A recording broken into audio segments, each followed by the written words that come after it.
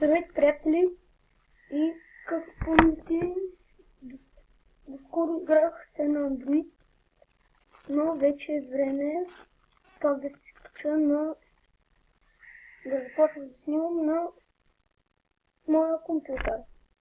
Както знаете, компютърът ми беше спрял да работи, защото беше изгоряло захранването, хард диска му беше стар и така.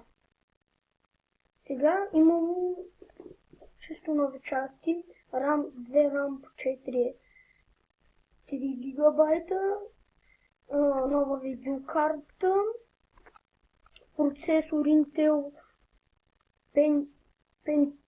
Pentium и един хард диск Ultra 120 гигабайта, 130-120.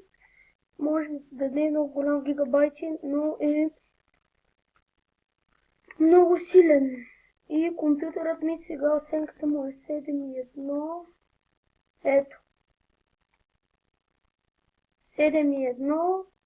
Графика за игри 7.2. Основен твърд диск е 7.9.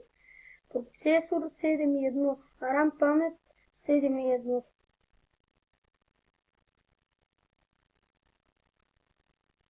И много добър, защото старият му беше 4.9 хард диска. 4.1 беше цялата оценка на компютъра и този е супер направо 2 пъти по-бърз, но единствено по-лошо е, че флашката, не флашка, взел съм си едно като флашка, което слагах в компютъра и съм в друга стая и не трябва, и интернетът ми е по-слаб. И това е единственото лошо, но стърпи. Няма лошо. И добре, доскоро, ако искате да снимам на някои нови игри или на игри, ми пишете в коментарите. И доскоро.